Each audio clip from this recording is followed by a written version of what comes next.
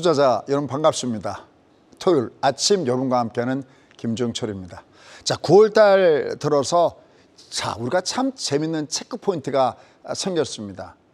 왜냐하면 지금 이 장이 방금 우리 사회자분이 말씀하셨던 대로 주가가 내려가다가 각각 마틴 존에서 정확하게 튕겨 올라갔어요. 이때 특히 키포인트 중에 하나가 제가 참 많이 놀랍니다.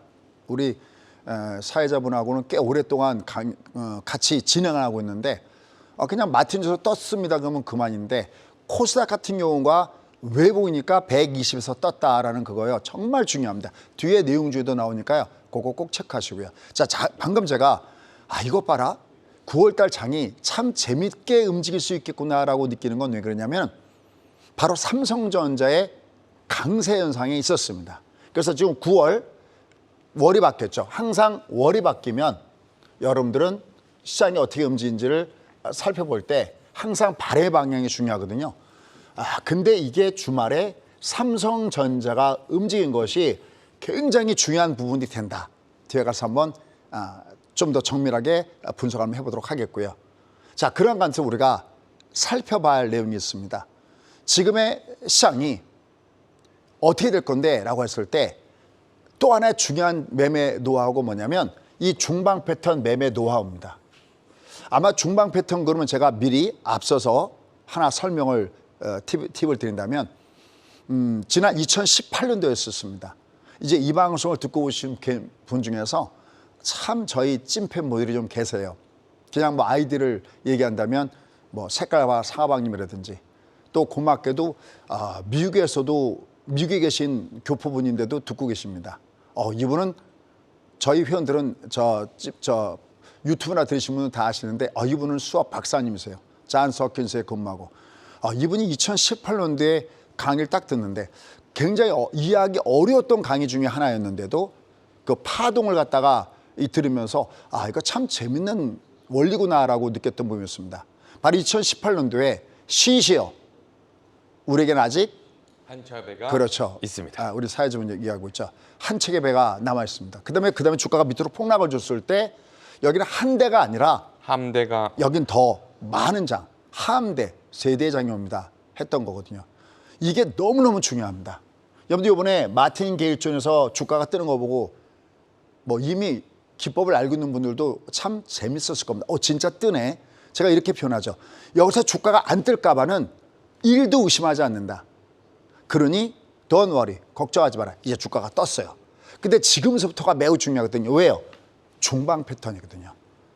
그러니까 우리가 예서 기법을 배운다. 뭐 캔들을 배우고 뭐 이동평균선을 배우고 거래량을 배우고 기타 보조 차트를 배운다. 오케이, 다 좋습니다. 중요한 것은 내가 이것을 운영하면서 어떻게 유기적으로 연결시켜 줄 것인가. 그래야 이것이 나의 부의 지도에 도움이 되는 것이기 때문에 여러분들 바로 이런 내용을 통해서 실전 기법 감각을 한번 가져가시기 바랍니다. 중방 패턴 그러면 딴 거 없어요. 방향이 중립이다라는 인식을 딱 가지시면 딱 맞습니다. 이게 정말 또 놀라운 힘을 갖고 있거든요. 어떤 힘을 갖고 있는지 한번 같이 한번 보시겠고요. 그 다음에 아직 밑에 자막에 제목이 안 나오고 있는데 아마 제목도 같은 제목인가 싶습니다. 오늘은 제가 아침에 너무 바빠서 작가님한테 항상 오늘 작가님 제목이 뭐예요 그랬는데 제목을 뭘로 정하셨는지 모르겠네요. 그래서 만약에 이 제목이 맞다면 이 장이 소위 얘기하는 대박장. 그러니까 대박장이라는 개념은 뭐냐면 어떤 일정한 뭐 종목만 올라가는 게 아닙니다. 여러분들 어떤 착각을 하시냐면은 종목만 잘 잡으면 돈 번다. 저는 그렇게 생각하지 않아요. 여러분들 장이 엄청나게 종목군이 순환매를 보면서 움직였던 거 아시죠? 그래서 상원의 슈퍼컨덕터, 소위 그 초던조태에서 뭐 위로 올라갔다가 또 그 다음에 종목군단들이 속칭 뺑뺑이 돌면서 올라갔다가 내려가면서 심지어 어떤 종목은 3분의 1 토막까지 주가가 작살나는 거 보셨죠? 여러분 그거 빨리빨리 움직이는 거 그거 제대로 바깥하고 다 할 수 있습니까? 잘못 뒤늦게 올라갈 때 쫓아가서 하면 먹지는 못하고 오히려 두드려 맞으면서 손실 보지 않으십니까? 진짜 내가 부가 되는 부의 지도는 그냥 평균치를 잡아서 투자자 누군가가 가운데 평균치를 봤을 때 이 사람도 돈을 벌 수 있느냐라고 했을 때는 결국 시가총이 늘어나는 종합이 올라간 장을 세야 되거든요. 그 시가총이 올라가기 위한 대박을 주기 위한 지금 장에서의 두 가지 부분들이 있는데 이게 얼마나 여러분 인식되는지 모르겠습니다. 이 부분을 찾아서 가도록 하겠습니다. 자, 그럼 첫 번째 보죠. 월이 바뀌었어요. 그럼 항상 여러분들은 발의 방향이 어떻게 가지? 지금 제가 삼성전자 주가 상승이 상당히 돋보인다 그러는데 이게 엄청난 의미점을 갖고 있습니다. 자, 저희가 사실 저희 수강생하고는 미리 한번 기뜸을 했는데요. 저는 어떤 전략을 세웠냐면 8월 달에는 누가 뭐래도 코스닥이 코스피보다 더 강했죠. 보시면은 코스피는 이 음봉의 폭이 굉장히 큽니다. 특히 밑에까지 가는 이 진폭을 보면 2만 치면 주가가 빠졌으니까 어마어마하게 빠졌었는데 코스닥은 좀 덜 빠지고 얘가 조정받았어도 상대적으로 덜 조정받았죠. 그래서 8월은 상대적으로 코스피보다 코스닥이 강한 장세였는데 자, 여기서 그냥 저의 뇌피셜이니까 한번 들어보시기 바라겠습니다. 제가 저희 수강생과 어떤 얘기를 했냐면 여러분들 얘가 월이 바뀌면 9월, 10월, 11월 점점 얘가 월이 바뀌면 바뀔수록 코스닥 쪽은 조금 조심해야 된다는 말씀을 드리고 있어요. 물론 이거는 예측이니까 예측과 전망으로 할게요. Why? 왜 그럴까요? 사장님, 보통 네. 우리가 매년 연말 쪽이 가까워지면 항상 코스닥에 잠재되어 있는 악재가 하나가 있죠. 네, 대주주. 아, 역시 엄지척입니다. 참 케미가 이루어진다고 그러는데 그래서 항상 어디 방송 나갈 때는 제가 사회자분 할 때는 저희 죄송합니다. 그냥 편하게 우리끼리 하니까 우리 신구님을 좀 꼭 좀 해주시고 그러는데 진짜 대단합니다. 네, 그렇습니다. 이게 하반기 쪽으로 그러니까 연말 쪽으로 가져가면 가져갈수록 얘는 대주주 관련된 그 물량들이 나오는데 반드시 여기 이런 말 들어갈 것 같아요. 재기랄. 진짜 재기랄. 대주주 지금 요건이 얼마인지 아세요, 여러분들? 불과 10억입니다. 10억은요. 뭐 그렇게 우리가 소개하는 떼부자가 아니어도 웬만큼 베팅을 크게 하는 사람이라면 10억 정도는 진짜 껌값식으로 하는 것이 바로 10억이거든요. 그러니까 얘가 점점 얘가 뒤로 날짜가 가면 갈수록 이쪽에서는 조금 대주 물량이 나올 것에 대한 조심을 해줘야 된다는 메시지를 던져드렸거든요. 특히 이제 9월달 되면서부터는 그걸 조심하자 했습니다. 하나만 더 가겠습니다. 방금 제가 대주 관련된 얘기는 소프트웨어적인 분석입니다. 근데 항상 분석은 두 가지 분석을 해야 됩니다. 하나는 소프트웨어적인 분석, 하나는 하드웨어적인 분석이 필요합니다. 하드웨어적인 분석은 말 그대로 직독직해. 보는 순간 얘 매물이겠구나. 왜? 얘는 지금 내려가다 올라갈 때 이게 무슨 짱이냐. 주가 올라갈 때. 항상 주가가 부위험으로 올라가면 직전 고점대 영역에서는 두둑에 맞게끔 됐습니다.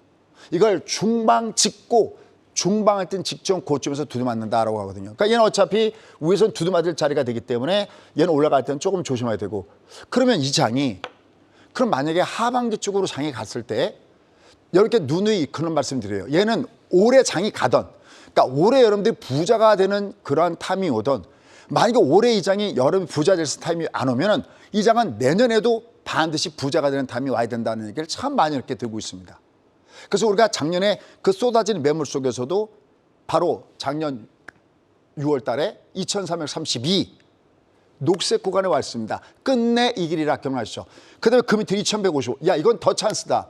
왠지 여기도 과매도 구간인데 더 내려왔어? 이건 불욕존이다 라는 말씀을 드렸어요. 그 다음에 주가가 결국 끝내 이 길이라 해서 이렇게 올라온 그 빅픽처의 그림이 바로 거기서 생성되거든요. 근데 이 장이 아쉽게도 뭐가 없는 장이었냐? 모멘텀이 없는 장이었어요. 모멘텀은 딱 두 가지입니다. 경기가 좋던지 금리가 초저금리던지. 근데 지금 이 장이 밑에서 올라올 때는 이 두 가지 중에서 어느 하나도 만족된 주가가 없었어요. 그러니까 단지 과매도였기 때문에 주가가 떴습니다. 여기서 한번 점핑을 하려면 얘는 경기가 좋아지든지 금리가 초저금리가 된다. 근데 지금 금리가 초저금리가 될 수가 없잖아요. 미국이 지금 5.5, 우리도 3.5. 이건 금리가 고금리 시대이지 저금리가 아니거든요. 그럼 only one. 뭐가 돼야 되느냐? 실적이 좋아야 되거든요. 근데 그 실적에 불을 단 게 누구 있느냐? 엔비디아. 이 장이 내려갈 때 끝나지 않았습니다는 것은 우리가 소프트웨어적으로 봤을 때 하드웨어적으로 봤을 때 어떠냐면 얘는 마틴 구간존에 있기 때문에 얘는 떠야 됩니다라는 말씀을 드렸던 것이 바로 마틴 길존의 부분이었죠. 특히 앞서 설명드렸던 대로 마틴 길존이 있을 때 이놈이 외봉일 때는 반드시 120선을 주목해서 여러분 체크 포인트를 가져가시면 좋겠습니다 라는 말씀을 드렸어요. 자, 금리가 어쨌든 여기서부터 주가가 최소한 위로 올라가려면 어떻게 되느냐? 그러면 코스피가 주가가 뜬다? 얘가 장을 주도해서 가져간다면 이건 삼척동자도 다 알죠. 반드시 반도체가 떠야 되고 그 중심에 삼성전자였기 때문에 그 밑으로 갈 때는 코스닥의 매기를 코스피가 끌고 가려면 반도체가 가야 된다는 것은 너무나 쉬운 원리였었죠. 그래서 우리가 반도체를 미리 봅시다 그랬는데 이 주가가 올라갈 때 반도체 주가 올라갔고 특히 삼성전자가 주말장에 빵 뜨는 걸 보고 진짜 저희 클럽에서는 진짜 박수를 쳤습니다. 삼성전자가 네가 드디어 일을 해주는구나 라는 겁니다. 자, 그럼 얘기 나온 김에 삼성전자 하나만 찍고 가겠습니다. 한번 여러분 보십시오. 사회자님 여기도 한번 보시죠. 여기가 네. 20이 외봉이었죠? 네. 기술적으로 하대고지로 보면 얘 지금 어디서 떴나요? 120. 그렇죠. 여기도 마틴길인데 특히 어디서 떴냐면 120에서 떴습니다. 내가 모르면 못 벌어요. 근데 알면 벌어요. 근데 알면 버는데 아주 재밌어요. 공부하러 가지 않아도 스스로 공부할 수 있습니다. 가장 제가 강조하는 거. 여러분보다 여러분 자녀분들은 무조건 똑똑하다고 보셔야 됩니다. 여러분이 만약에 투자를 잘못하셨어도 실패해서는 성공하 그걸 자녀분과 공유하신다면 됐습니다. 아니면 여러분 그 소위 얘기하는 투자 인생에서도 반드시 알아야 됩니다. 왜? 주가는 사이클 반복되기 때문에 항상 내가 지나간 곳도 우리가 바둑 두면 항상 뒤에 가서 복귀하지 않습니까? 이때 이랬구나. 이게 진짜 신의 한 수였구나. 그걸 알아야 된다. 요 120에서 얘가 빵 하고 올라왔습니다. 하나만 더 볼게요. 밑에 그러면 삼성전자의 월봉이거든요. 삼성전자 보면 다시 밑에 무슨 캔들이 밑에 보이십니까? 월봉상에서 녹색이 보이죠? 우리가 소개하는 녹색 캔들존이죠. 자, 여기 그러면 작년 6월 달에 녹색이 나오면 제가 항상 얘기하는 게 있죠. 끝내 이 길이라. 이 길이라. 한번 대충 계산해 보시죠. 얘가 내려갈 때마다 월간 단위로 베팅을 쌌을 때 얘는 분명히 상단 올라가 있죠. 그래서 항상 느낍니다. 항상 차트는 지나가면 다 맞습니다. 차트학이 뭐냐 그러면 그건 일종의 통계학입니다. 이렇게 하면 중요해요. 다만 이런 공식을 모를 뿐이죠. 근데 이런 공식은 제가 갖고 있습니다. 30년 동안 차곡차곡 쌓아놓은 공식을 진짜 저 강의 진심이거든요. 아마 오늘도 보면은 여러분들이 모여있는 분들은 제가 항상 이렇게 표현합니다. 강의 진심인 남자. 항상 최선을 다하고 있다. 전 항상 강의할 때 유료든 무료든 이름 석자를 갖고 한다 그러는데 녹색 캔들. 한 분이 그런 말씀하셔요. 유튜브에 할 때. 스님, 증권사에조차도 저 녹색 캔들의 공식이 무엇인가 아주 궁금해합니다 라고 할 정도로 이 녹색 캔들의 기법은 정말 중요합니다. 여기는 바로 월봉상에서 과매도는 녹색 캔들로 잡고요. 일봉상의 과매도는 마틴게일로 잡습니다. 하나만 더, 장주의 대인매매의 과매도는 포켓으로 잡습니다. 이건 10시 30분에 이렇게 다시 한번 공개하도록 하겠습니다. 어쨌든 삼성전자가 빵 하고 떴습니다. 하나만 더, 뭐는 다 뜬다? 에브리바디? 외봉. 그렇죠. 외봉이잖아요. 다 뜹니다. 요거 딱 꺾이는 걸 보면 예전에 에코프로가 꺾었을 때 80만 원대에서 밑으로 꺾었을 때도 갑론을박이 많죠. 지금도 많습니다. 에코프로 꾹꾹 지쳤다. 뭐 공매도 타임이다. 증권사 레포트가 그런 쪽이고요. 또 한쪽에서 보면 무슨 소리냐. 또 한쪽에서는 몇 년대 실적을 다 땡겨왔다. 저한테 묻는다면 저의 대답은 아직 거기도 안 끝났습니다. 좀 이따가 레인보우를 갖고 증명해 드리도록 하겠습니다. 레인보우가 지난 주중에 상한가 쳤죠. 그죠? 그게 우연이라고 보십니까? 그렇지 않습니다. 주가가 움직이는 그 부분들이 있다는 거죠. 그게 움직이는 주가의 원리입니다. 어쨌든 삼성전자가 강하게 뛰면서 어떤 현상이 생겨났냐. 순간적인 매기가 코스닥에서 코스피로 당겼습니다. 단 한 가지 중요한 게 있습니다. 여기 방금 제가 상대 강도는 뭐냐면 어느 쪽이 더 강도가 더 세냐라는 거예요. 내가 강도가 센 쪽에다가 베팅의 비중을 더 넣어야 되지 않습니까? 상대 강도는 어디가 더 세지? 상대 강도가 강한 쪽에다가 무게중심을 더 실으면서 내가 매매를 해야 되는데 상대 강도가 코스피로 가나글 때 한 가지 체크 포인트예요. 반드시 올 때는 며칠간을 봐야 되냐면 3일 동안을 봐야 됩니다. 왜냐하면 삼성전자의 상승의 뒷그림자에는 두 가지가 있었습니다. 하나는 바로 뭐가 있었냐면 유럽에서 제트플립에 대한 매출이 엄청나게 크고 있다. 근데 아마 이건 별로 여러분들 신경이 안 들어올 겁니다. 거기다가 바로 하이밴드 영역, 바로 HBM3에 대해서 엔비디아 납품. 근데 엔비디아가 지금 어디에 걸려있냐면 가격의 마집존에 걸려있죠. $500 라인에 가격에 맞춰서 왔다 갔다 하니까 얘가 이제 어떻게 되는가를 좀 봐야 됩니다. 어쨌든 3일간은 봐야지만 얘가 정답이 나오는데 이것 봐라. 얘가 마침 조정받을 만한 자리에 있어서 얘가 조정받고 있는데 때마침 얘는 주가가 튕겨 올라가는 모습을 주고 있다는 점에서 여러분들은 주목을 하시면 될 것 같습니다. 그래서 현재 주가의 패턴에서는 삼성전자가 주가가 하단에서 움직여주고 있구나 하는 겁니다. 자, 여기서 다시 한번 체크 포인트예요. 미국장이 뛰지 않으면 우리가 혼자 뛰기는 굉장히 어렵다고 했습니다. 미국에 갈 때 우리가 안 갈 수 있어도 우리는 가려고 하는데 우리 혼자 계속 가는데 미국이 안 간다? 그럴 수 없습니다. 근데 방금 제가 여기서도 마틴 겔존을 얘기했고요. 방금 삼성전자에서도 과학이든 마틴 겔존 않습니까? 그러면 미국은 어떨까요? 재밌는 것이 있습니다. 자, 같이 보시죠. 보시면 한쪽이 테슬라입니다. 오늘 월이 바뀌면서 조정받지만 테슬라도 지금 정확하게 어디서 떴습니까? 바로 마틴 구간에서 떴죠. 그 다음에 여기도 한번 잠깐 보시죠. 여기도 이제 보시면은 애플도 정확하게 여기서 떴죠. 여기서 주가가 조정받았죠. 여기도 똑같이 어디서 떴냐면 마틴에서 떴죠. 근데 각각 이 마틴 구간 쪽에서 어디서 떴습니까? 바로 120선 라인에서 떴습니다. 꼭 잊지 마십시오. 그럴 때 얘가 넓어지는 이 공간, 얘가 이렇게 쫙 벌어지는 걸 소위 우리는 악어입이다라고 하거든요. 쫙 벌려서 가기 때문에 정별의 악어입이 있고 역별의 악어입이 있거든요. 이걸 우리가 뭐냐면 성장형 패턴이다라고 합니다. 일단 절대 장은 한 번에 무너지지 않습니다. 그래서 이번에 주가가 조정받으면서 마틴 게인 구간에 왔을 때 여러분 중에서 기억력이 좀 되시는 분들은 이 얘기 기억날 겁니다. 이미 주가 이렇게 우리나라 시장이 조정받기 전에 미리 예고를 드렸었죠. 얘는 어딘가 올라가다가 조정받을 때 만약에 마틴 겔전에 들어오면 그때 주가는 여러분 다시 한번 바닥입니다 라는 말씀을 드렸어요. 하지만 여러분들 막상 그렇게 돌아오면 다들 도망가기 바쁩니다. 그래서 그때 제일 많이 했던 거 절대 하락할 때 주식은 던져서는 안 됩니다라는 말씀을 누차 드렸던 부분이고 바로 거기가 우리가 항상 얘기하는 과매도 구간이다. 월봉의 과매도는 녹색 캔들을 잡고 일봉의 과매도는 우리나라 주기든 미국 주기든 모든 데이터를 동반하는 것은 바로 마틴 겔존이었습니다. 근데 아쉽게도 여러분들 이동평 성공할 때 어디까지 합니까? 거의 5일, 20일, 조금 더 보면 60일선까지 봅니다. 거기는 추세선이 아닙니다. 수급선이지. 진짜 추세는 120과 240이 있다는 것을 염두에 두시고 좀 더 넓게 시야를 한번 가져가면서 하시면 좋을 것 같습니다. 어쨌든 얘들은 전부 다 여기서부터 주가가 뜨는 모습을 주고 있습니다. 왜? 과매도 구간이기 때문에 얘는 여기서 뜨고 있습니다. 자, 그럼 이제 지금서부터 중요한 게 있습니다. 투자자분들이 제일 못하는 것 중에 하나가 뭐냐면 추세와 파동을 구별 못하는 것이 첫 번째요. 두 번째가 있습니다. 두 번째가 뭐냐면 예측을 하는 구간과 대응하는 구간을 전혀 구별을 못해요. 무슨 말씀 드리고 싶으냐면 자 보십시오. 자 주가 이렇게 내려와요. 그럼 제가 여기는 절대 안 깨요. 여기는 절대라는 말은 바꾸겠습니다. 99.99 여기 주가가 뜹니다. 안 뜰까 봐는 1도 의심하지 않습니다. 이건 뭐냐면 예측이거든요. 그럼 자 얘가 이제 올라오고 얘가 올라오고 있어요. 그럼 여기는요. 여기에 위에서의 여름의 전략과 밑에서의 전략은 전혀 다르다는 겁니다. 그거를 좋은 샘플로 한번 제가 준비해 왔습니다. 자 지금부터 얘를 제가 설명할 텐데 이 그림을 갖고 여기죠 바로 신이시여 우리에게 한 척의 배가 남아 있습니다.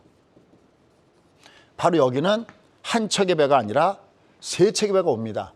그래서 소위 M파동이거든요. 자 얘를 가지고 내가 예측과 대응이 열려. 여러분들 지금부터 제가 이 강의를 했을 때 알아듣는 분들은 최소한 중급 이상입니다. 중급은 100명 중에서 50등이 아닙니다. 100명 중에서 20등 안에 들어갑니다. 고로 내가 만약에 한 번 들어서 못 알아듣는다 하더라도 자기를 딜싸지 마십시오. 저희 항상 강의 초점은 중간이 아닙니다. 중간보다 아래 소위 둔팅족을 중심합니다. 왜? 제가 30년 둔팅입니다. 저희 회원님들, 수강생님들 보시면 기억력들도 비상하십니다. 진짜로 비상하십니다. 아까 제가 박사님 얘기했는데 박사님이 아니라 딱 두 분들도 계시고 근데 우리는 거기에 초점되지 않습니다. 여사님이라고 표현합니다. 무슨 여사님 이렇게 무슨 어르신 이분들이 중심인데 이분들도 이제는 너무나 잘하십니다.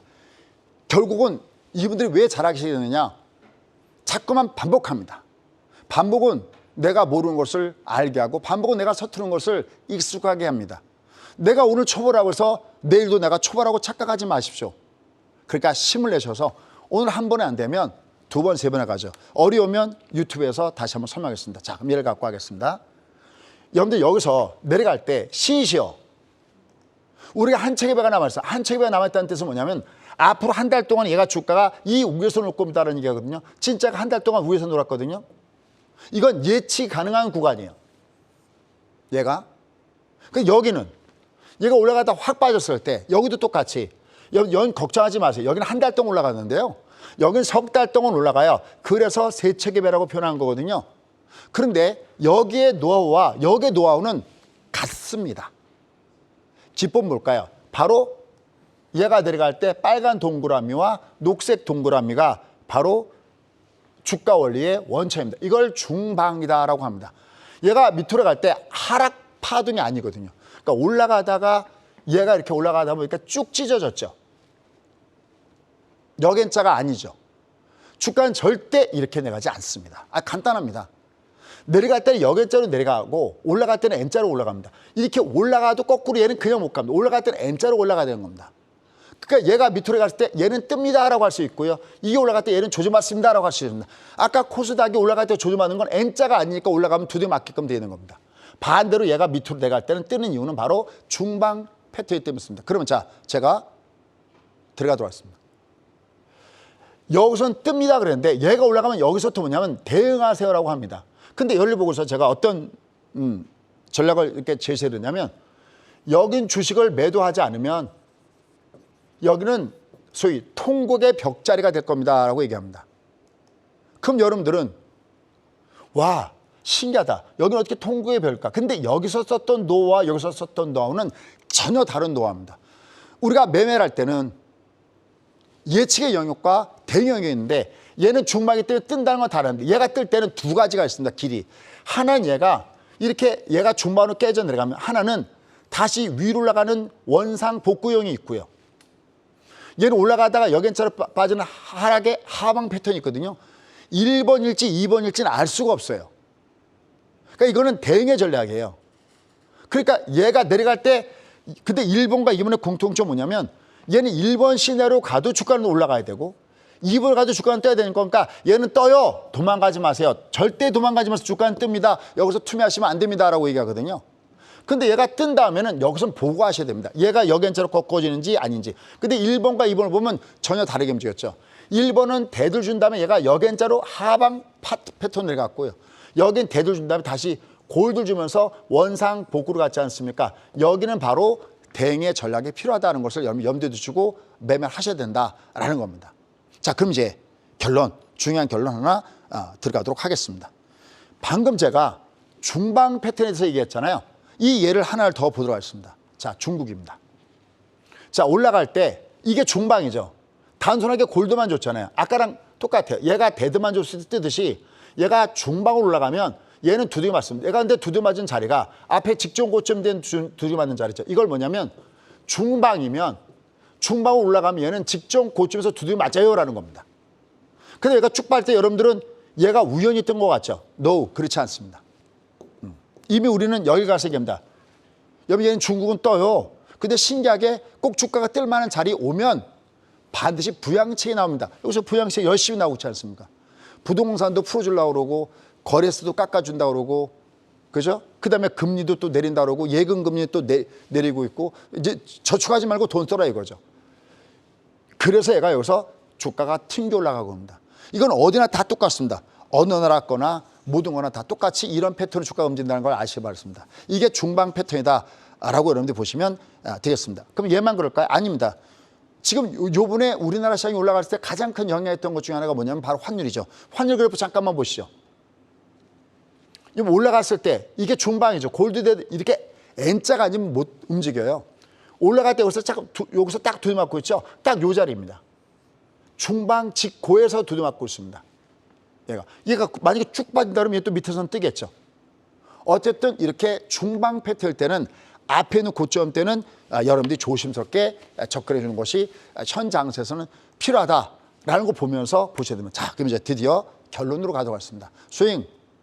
그럼 우린 지금 무엇을 알고 어떻게 대처해야 할까요? 자, 저는 항상 여러분께 장은 오래장이 지금 밑에서 올라긴 올랐는데 얘가 오래장이 우리가 얘기하는 부자 되는 주가의 그림을 가든지 이게 만약에 오늘 요번에 안 가면 얘는 내년에도 이 장은 가야 된다는 말씀을 드리고 있는데 지금 월가에서 아주 재밌는 해석들이 나오고 있습니다. 특히 요걸 내놨던 지표들과 연결된 부분들 굉장히 중요한 내용도 있으니까 얘를 한 장으로 정리해봤습니다. 자, 한번 보도록 하겠습니다. 일단 첫 번째, 요번에 구인 이직, 우리가 보통 졸투 보고서 하는데 여기서 중요한 것은 구인과 이직, 요게 아주 중요했습니다. 그럼 구인은 뭐냐면 우리가 사람을 뽑겠다고 하는 거잖아요. 이게 이번에 880만 건 나왔는데 우리가 예전에는 보통 1000만 건 넘어가다가 이제는 사람이 필요합니다라고 하는 게 880만 건, 이미 1000건 아래로 내려갔고 1000만 건 아래로 내려갔고요. 특히 예상인 950만 건보다 얘가 줄었다는 사실에 드디어 고용이 조금씩은 둔화되는구나라는 겁니다. 왜? 이게 2021년 8월 이후에 최저치를 기록하고 있습니다. 그 다음에 중요한 게 하나 있습니다. 그게 뭐냐면 여기 자발적 퇴사. 그러니까 다시 말해서 파이어, 잘린 게 아니라 내가 스스로 자발적으로 퇴사했다는 게 뭐냐면 내가 여기를 그만두고 딴 데 가면 나 임금 더 줘. 이게 어떻게 보면 최근에 인플레이션과 굉장히 밀접한 얘기거든요. 근데 이게 숫자는 뭐 345, 이거 잘 모르잖아요, 이게. 이게 근데 2년 반 만에 최저치라는 겁니다. 내가 스스로 사표를 내던지고 나간 사람이 대폭 줄었다라는 얘기는 굉장히 중요한 시사점이 있다라는 겁니다. 임금 상승이 굉장히 둔화되겠구나라는 겁니다. 근데 여기에 이어서 그 다음에 나온 ADP, 민간 고용 보고서가 나왔습니다. 이게 지금 요번에 얼마가 나왔냐면 17만 7천 명이 나왔는데 시장의 예상은 19만 5천 명인데 상대적으로 줄어들었죠. 더 놀라운 것은 밑에 숫자입니다. 이 앞에 전달에 32만 건, 그죠? 그 다음에 그 전달에 거의 한 50만, 이때는 완전히 난리가 났었죠. 아니 도대체 50만 명이나 늘어났어?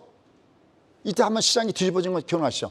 50만 명이 30만 명으로 그 다음에 얘가 20만 명 아래로 민간 고용이 줄어들고 있다는 점이 굉장히 중요하다. 그럼 why? 왜 이런 현상이 나타났을까라는 겁니다. 이게 바로 어떤 현상이냐면 우리나라에서 그런 현상인데 요새 파이어죠. 내가 젊었을 때 열심히 돈을 번 다음에 나는 일찍 은퇴를 하고, 그러니까 파이어, 약자입니다. 파이어 그 자체가 파이낸셜 인디펜던스. 나는 금전적으로 난 독립할 거야. 언제? 리타이먼트를 early.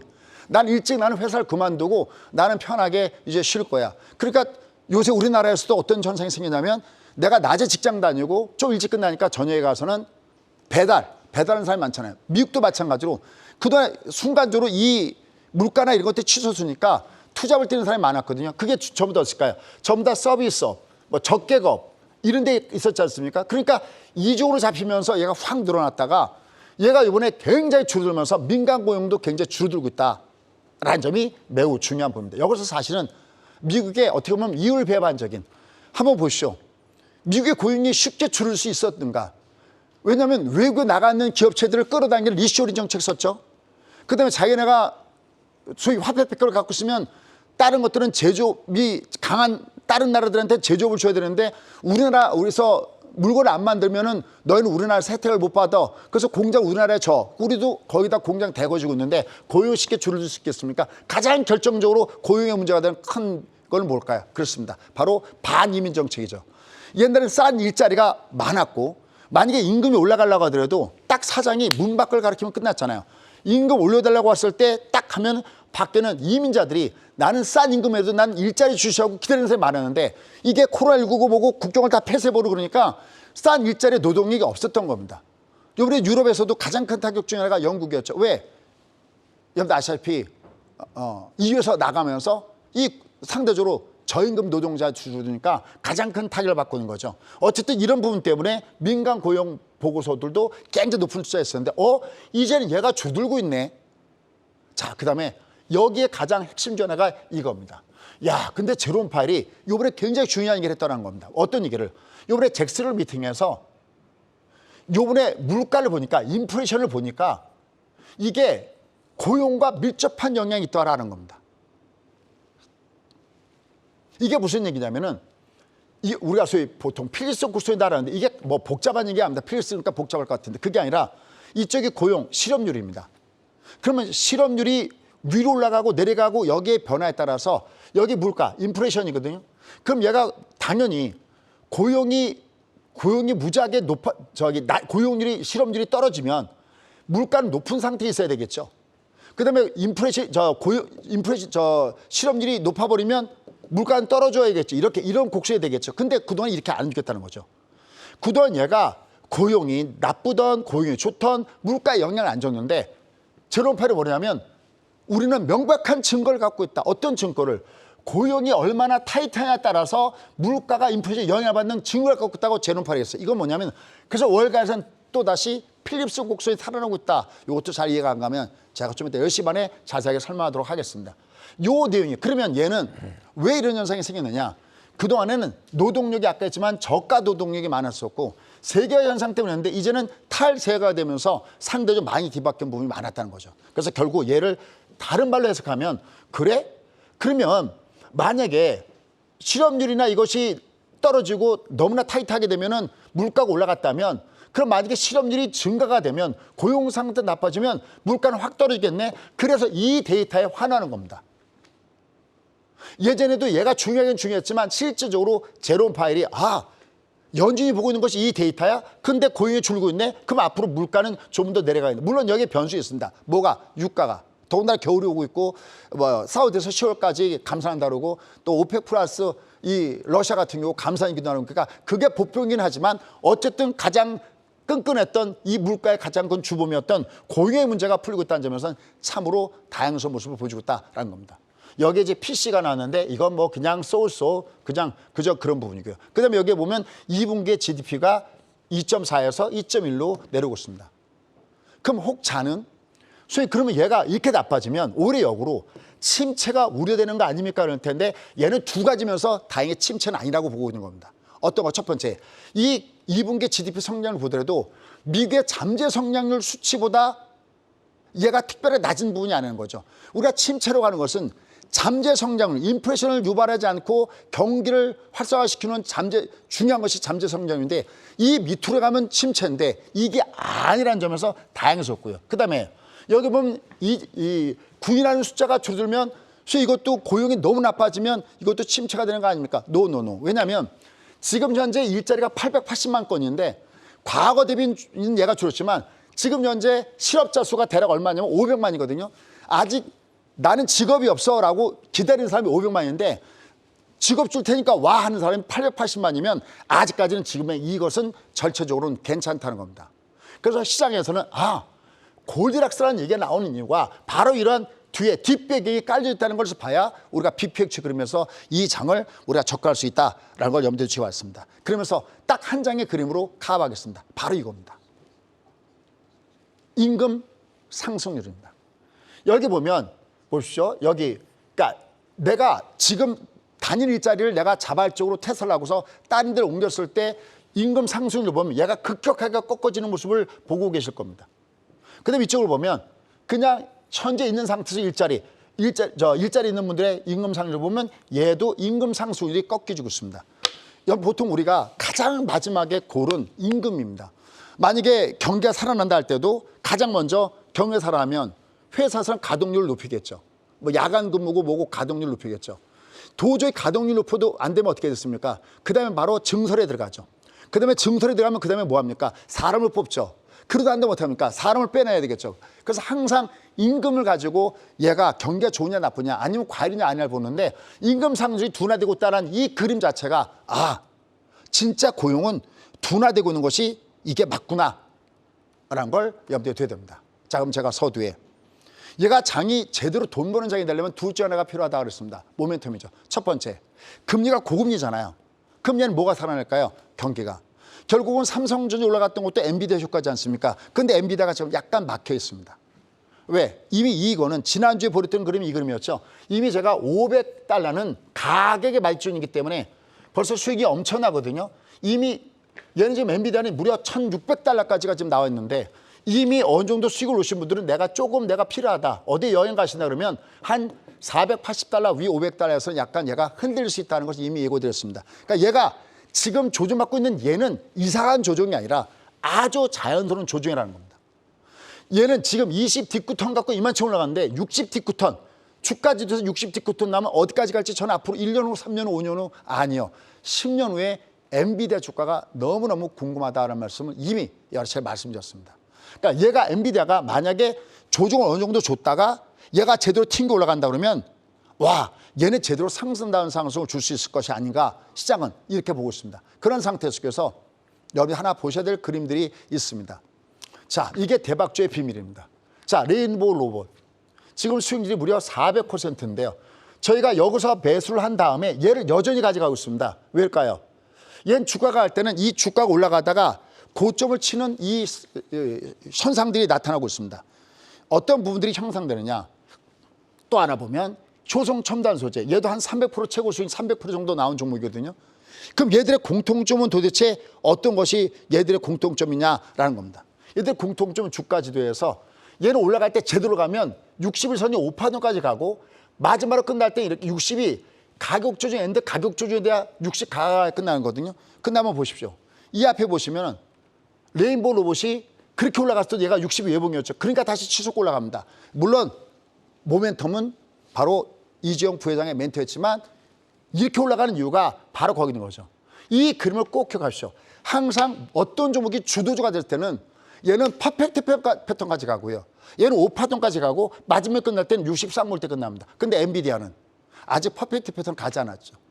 60디크토에 나야 된다는 점이 이 시장에서 긍정적으로 우리가 봐야 되는 부분이다라는 겁니다. 바로 그럴 때 지금 현재 엔비디아가 500달러에서 막혀있는 것은 테슬라 그림 한 장을 보시면 정확하게 알 수 있습니다. 한번 보시죠. 테슬라입니다. 여기입니다. 여기가 거의 1000달러 구간이었었습니다.